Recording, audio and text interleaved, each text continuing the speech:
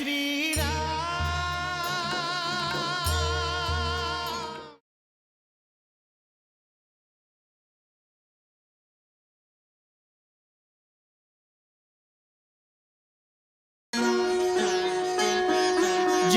श्री राम,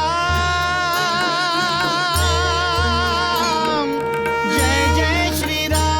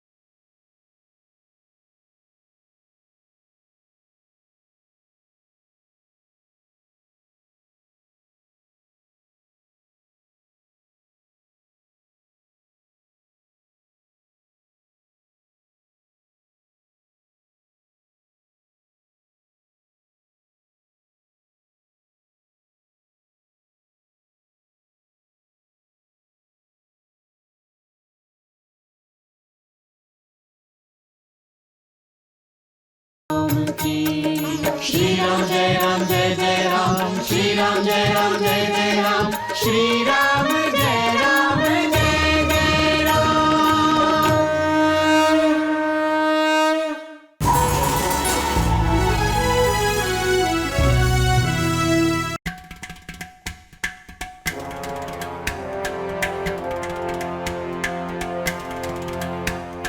ওই দেখুন লঙ্কাপুরী।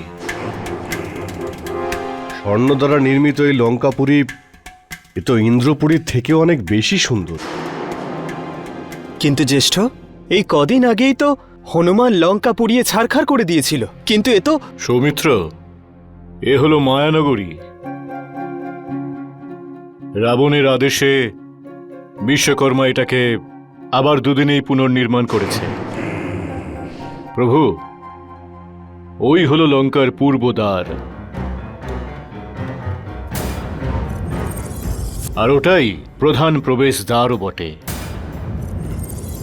এই দ্বারের রক্ষা কে করছে? রাবণের দ্বিতীয় পুত্র কুমার প্রহস্ত। প্রভু, আর দ্বিতীয় প্রধান গুরুত্বপূর্ণ দ্বার হল পশ্চিমের দ্বার, যেখানে লঙ্কার সর্বোচ্চ সেনাপতি ইন্দ্রবিজয়ী ইন্দ্রজিৎ স্বয়ং নিজের বিশাল সেনাসহ ওই দ্বারের রক্ষা করছে। আর উত্তর দিকে প্রভু গোপুরম আছে, যেখানে লঙ্কার অন্যান্য সেনাপতিরা সবসময় নিযুক্ত থাকে। আর রাবণ স্বয়ং লঙ্কার সমস্ত গতিবিধির উপরে দৃষ্টি রাখেন। তাহলে এই মুহূর্তে গোপুরমে কে কে আছে? উনি হলেন স্বয়ং লঙ্কাধিপতি রাবণ। রাবণ?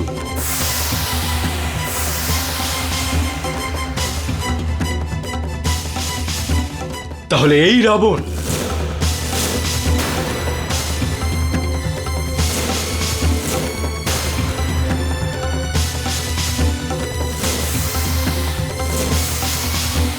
ওই মাতা সীতাকে হরণ করেছে। এই পাপীর বেঁচে থাকার কোনো অধিকার নেই। আমি এক্ষুনি ওকে যমলোকে পাঠাচ্ছি। জয় শ্রীরাম।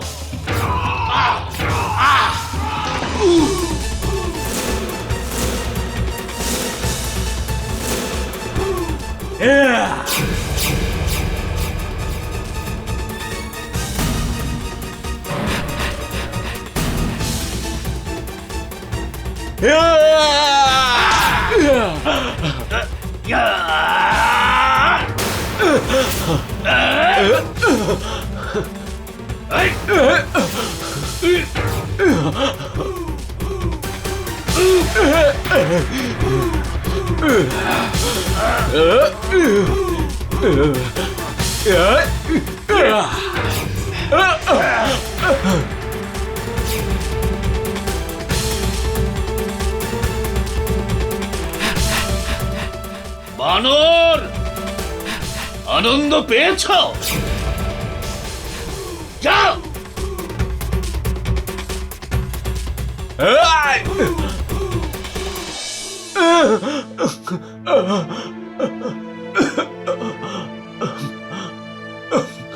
হঠাৎ করে আপনার কি হয়েছিল? কোনো কিছু না ভেবেই আপনি শত্রুর কাছাকাছি চলে গেলেন। জানি না রঘুনন্দন, আমার কি হয়েছিল। রাবণকে দেখার সাথে সাথে আমি সংযত থাকতে পারিনি, আমি নিজেকে আটকাতে পারিনি। কিন্তু আপনি আমাদের নায়ক, আমাদের রাজা আপনি মহারাজ সুগ্রীব। আপনি যদি পরাস্ত হতেন, আমাদের পরাজয় হতো। আমায় আমায় ক্ষমা করে দিন রঘুনন্দন, আমার ভুল হয়ে গেছে। আমি সংযত থাকার চেষ্টা করব। আপনি বিশ্রাম করুন।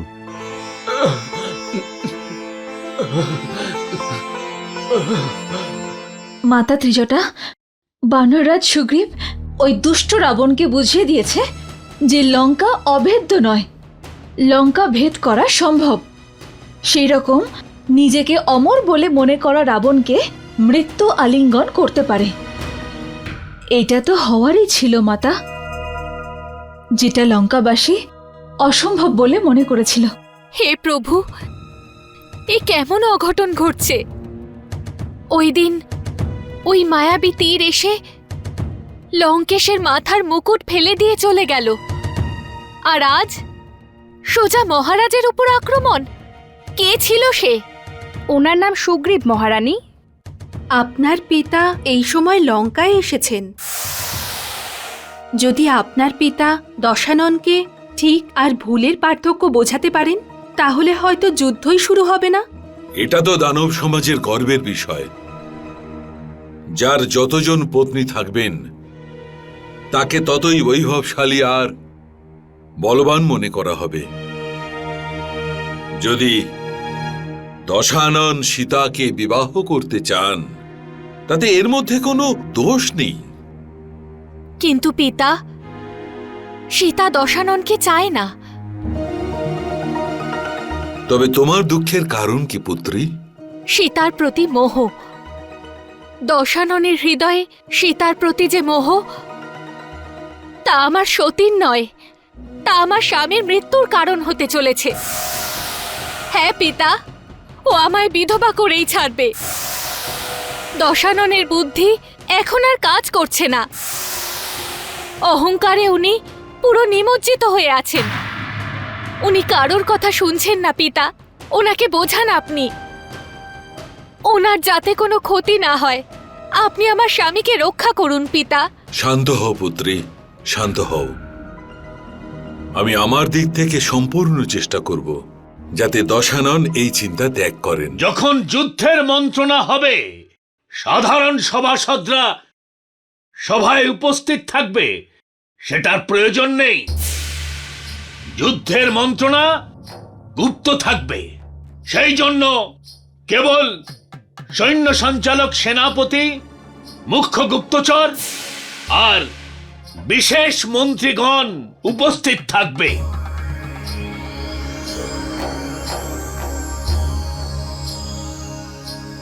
কারণ বানর সেনা লঙ্কার তোরণদ্বারে পৌঁছে গেছে। সেই জন্য আমাদের যুদ্ধনীতির ওপর বিচার বিবেচনা করে নেওয়া দরকার। খড়গ যখন ঘাড়ের কাছে থাকে, তখন চিন্তা ভাবনার কোনো সময় থাকে না পিতাশ্রী। চিন্তা ভাবনা করতে গেলে তো খড়গ ধড়মুণ্ড আলাদা করে দেবে। শত্রুপক্ষ আমাদের লঙ্কা ভূমিতে পৌঁছে গেছে।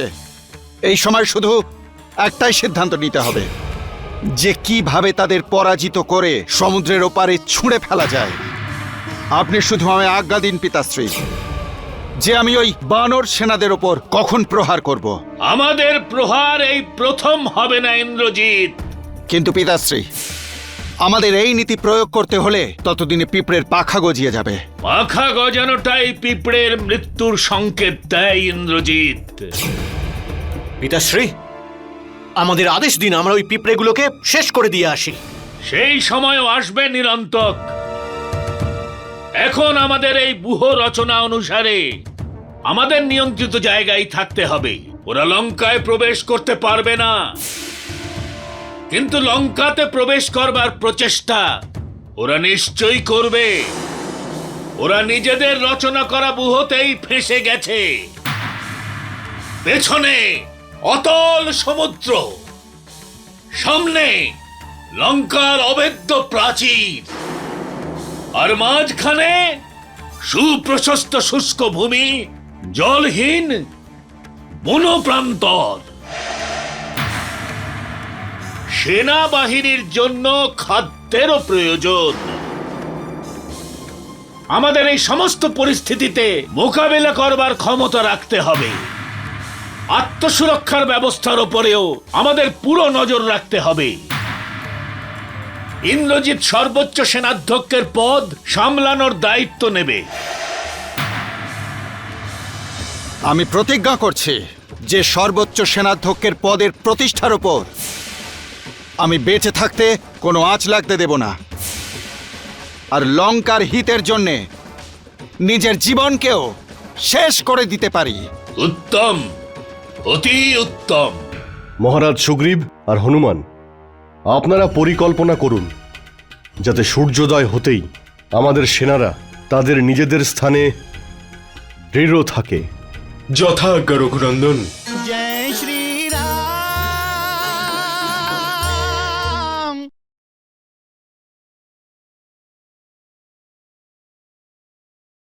জয় শ্রী রাম।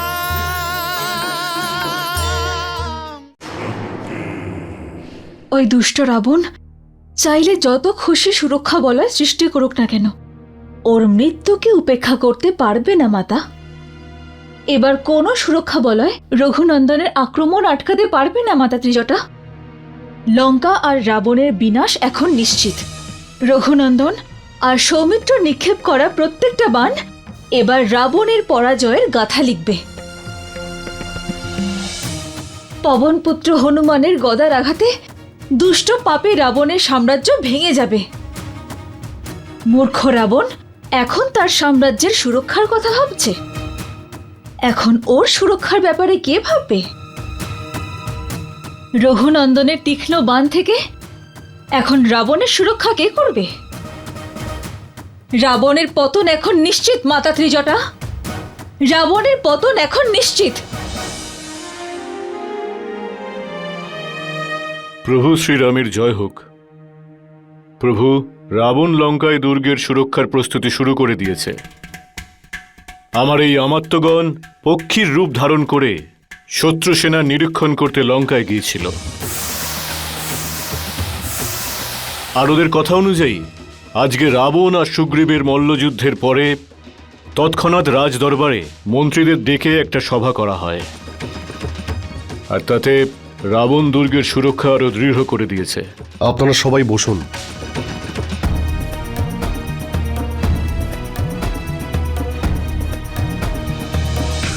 রাবণ কি ভাবছে? ও কি আগে আমাদের উপরে আক্রমণ করবে, নাকি আমাদের আক্রমণের প্রতীক্ষায় থাকবে? প্রভু, ওদের দুর্গের সুরক্ষা বৃদ্ধি করাতে তো এটাই মনে হচ্ছে ও আমাদের শক্তি আর সংগঠন সম্পর্কে জানতে চায়। আমার মতে রাবণ এটা বোঝেন যে যখন আমাদের গুপ্তচর ওখানকার তথ্য জানাবে, তখন সেই সময় দক্ষিণ দ্বারকে দুর্বল মনে করে আমরা আমাদের সম্পূর্ণ শক্তি নিয়ে সেখানে আক্রমণ করব, যার ফলে ওরা আমাদের যুদ্ধনীতি আর সেনা সঞ্চালনার পদ্ধতি জানতে পেরে যাবে। যদি আমাদের সমস্ত শক্তি আমরা ওই দ্বারেই প্রয়োগ করি, তাহলে আমাদের দ্বিতীয় দল দুর্বল হয়ে পড়বে। তারপর কি হবে? সেই অবস্থায় এরকম হতে পারে যে ইন্দ্রজিৎ লঙ্কার পশ্চিম দ্বার থেকে বেরিয়ে এসে আপনার সেনার উপর পেছন থেকে আক্রমণ করবে। তারপর দ্বাররক্ষী ওই দ্বার যদি খুলে দেয়, তাহলে আমাদের সেনারা তো ওখানেই ফেঁসে যাবে।